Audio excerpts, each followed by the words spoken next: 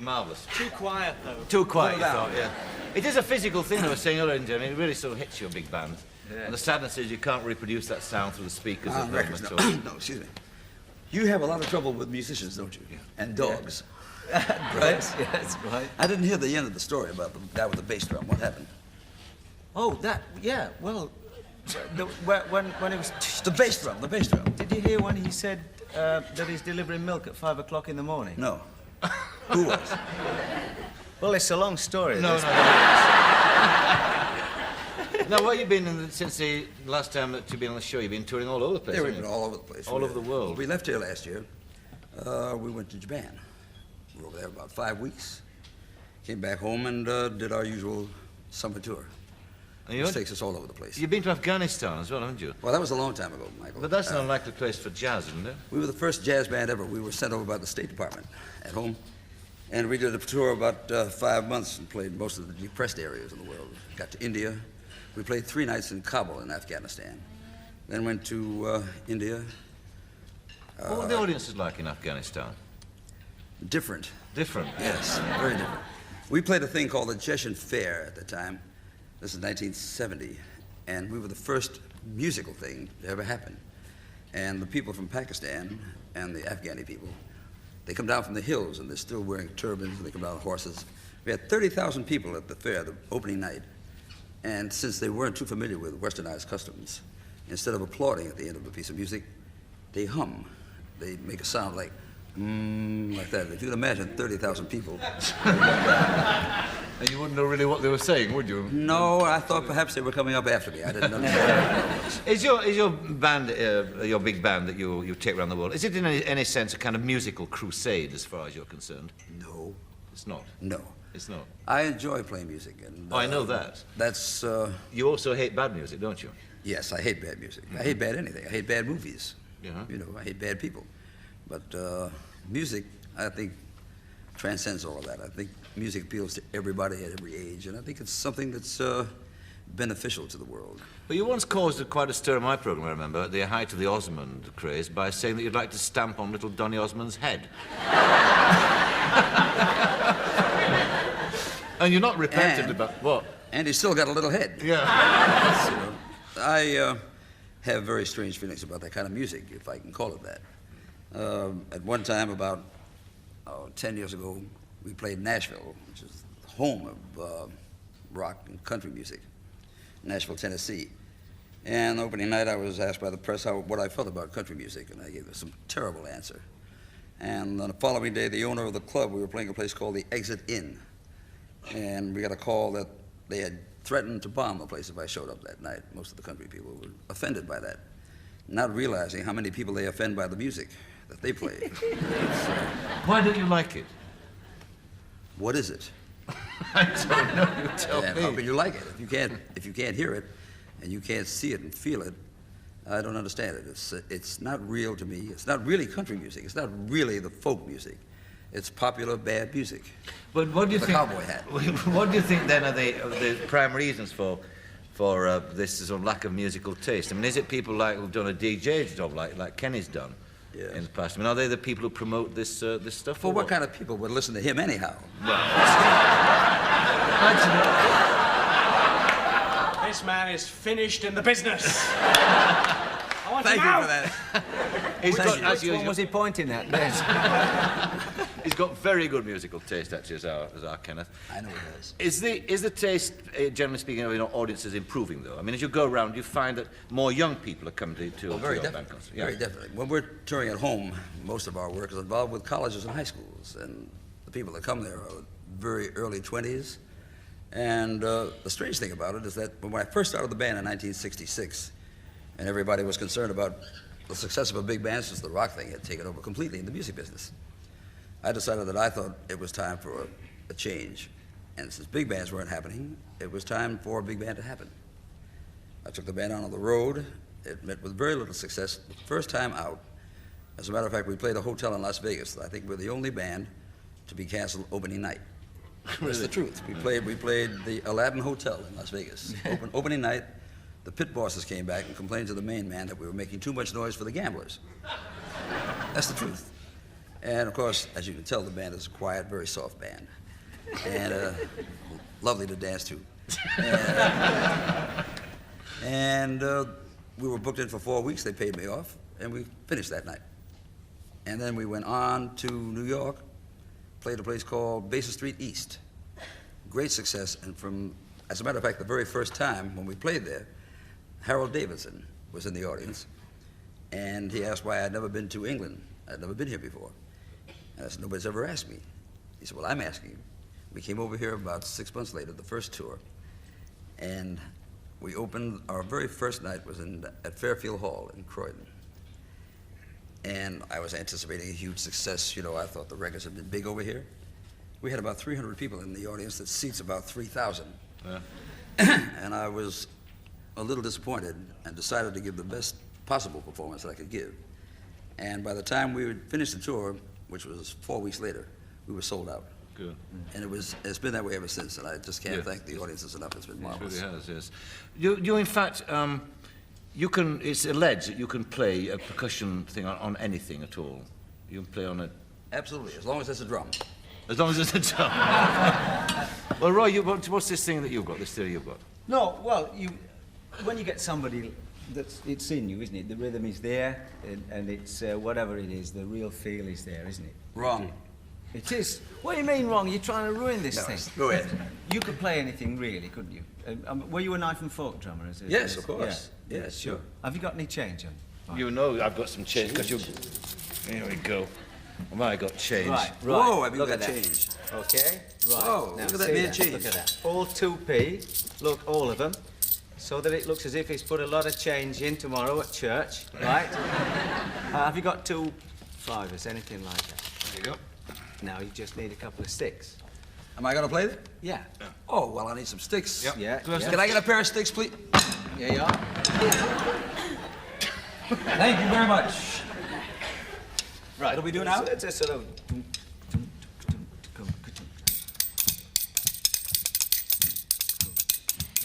Go. Thank you. It ain't what you do, it's the way that you do it. Ain't what you do, it's the way that you do it. Ain't what you do, it's the way that you do it. That's what gets you long.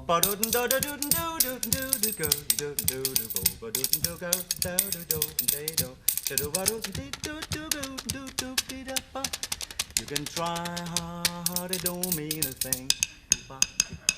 Take it easy. Isn't this silly? But it ain't what you do, it's the way that... Where you going? Come on, it ain't what you do, it's the way... Come on now, it ain't what you do, the way that you do it, that's what gets results.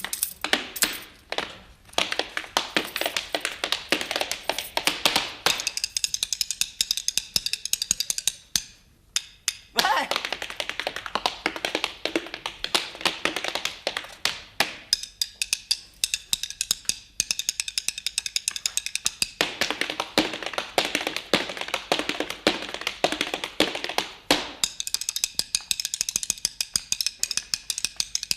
See, it ain't what you do, it's the way that you do it.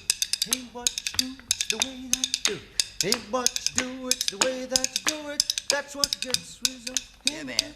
Ain't what you say, the way that you say it. Ain't what you say, the way that you say it. Ain't what you say, the way that you say it.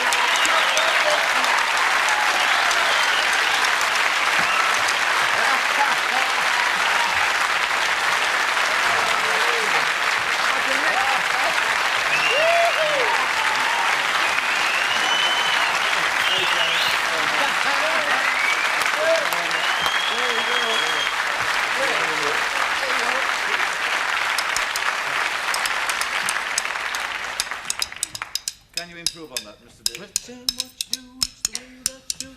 Ain't what you do, it's the way that you do. Ain't what you do.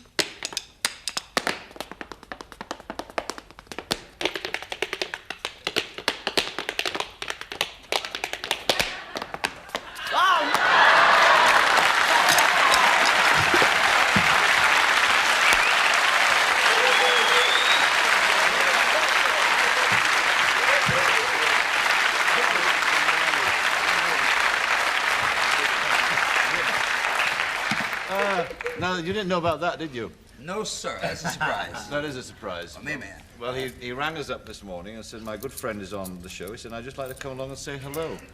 I love him. So there we are. Yeah. Well, the first time that we were together on the show with you, 2 years ago, we were at the Palladium. Right.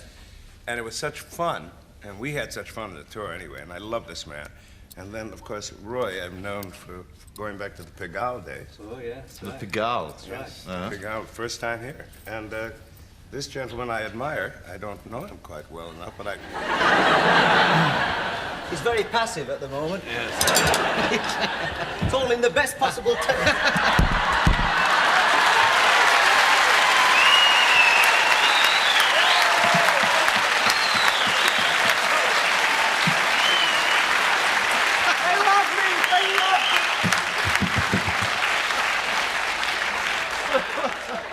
Soft shoe there. I heard what you did to my friend Lionel Blair. I just... He loved it. He's still there waiting for more. That's amazing. What are you doing over here, Sammy? I came over to just starting a tour again. We opened in Amsterdam on the 13th, and I had some extra time. And I actually came over to find out what was going on with Richard and Elizabeth. The never-ending saga. Yes, we don't get enough information at home. No, I actually came over to see some chums, brought my wife over so she could go shopping, and I could just see all my buddies. I had no idea that this man... Do you know what a legend he is? In his own lunchtime. Oh, please. Speaking of lunch. When did you in fact first meet him? Well, it goes back to the back in the old days, because I'm 56, and... You are? You know, us guys, we don't show it. Don't show it, right. But we go back a long ways, and then when he first got the big band together... Excuse me, you remember the first date? No, I that don't we played? remember the first date.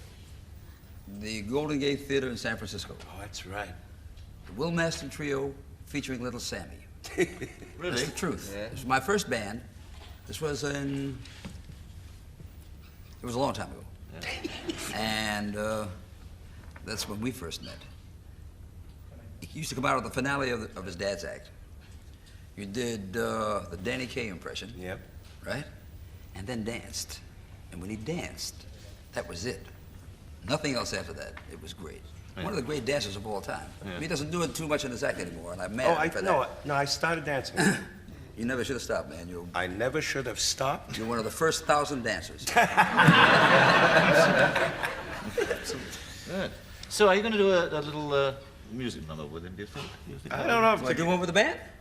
Yeah, but I don't know any of them numbers you play. That's all right. They don't either. We forgot about Roy and his trumpets. Yes. It's all right. You ready? Once you started, I thought I'd leave them to it. play something from here and we'll sing. We'll all sing. What can you... Let's get the dog first. Let's get the dog first. Get the yes. dog first.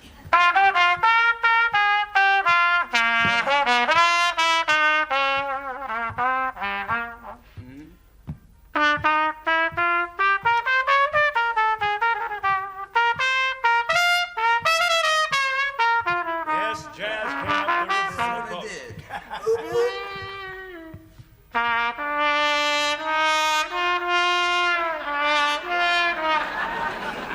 I like it.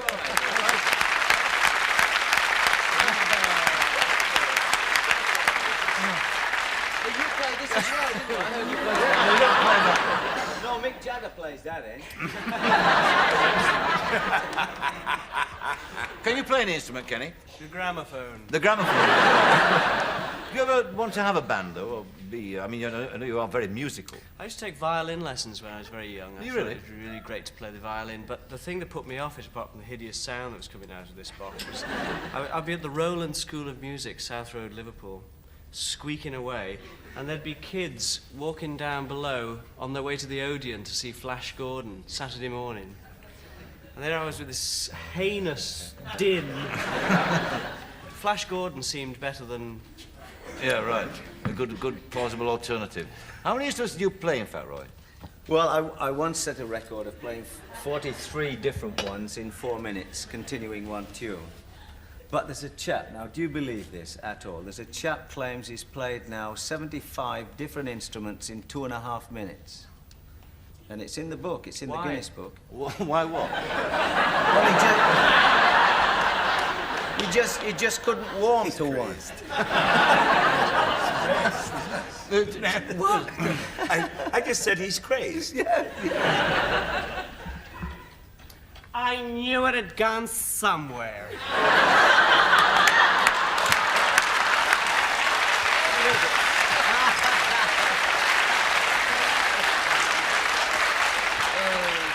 I've been missing that, you know. Yes, you found naked without it, no doubt.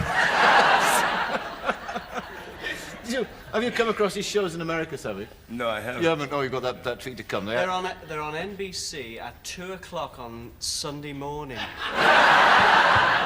That's big time, is it? Good. All right, so on with the tour. Yes? And all the best with it. And Thank you Sammy, very are you much. going to be here in this current tour that you're doing, starting in Amsterdam? No, I don't. I don't appear this time. I'll probably be back near the end of the year. I hope to come back and do something.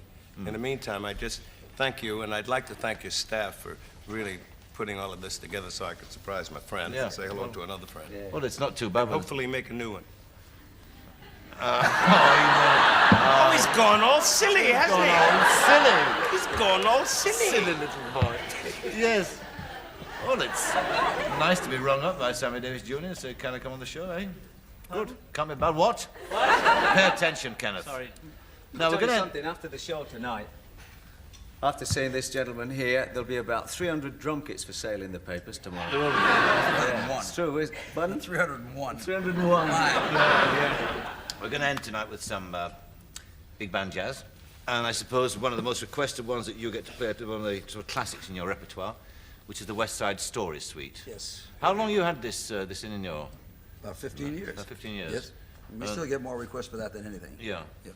All right, fine. Want to hear it? So do I want to hear it? Do we want to hear it? Oh, you joke. All right. Right. It's an old Ellington classic in a mellow tone. Ladies and gentlemen, Buddy Rich.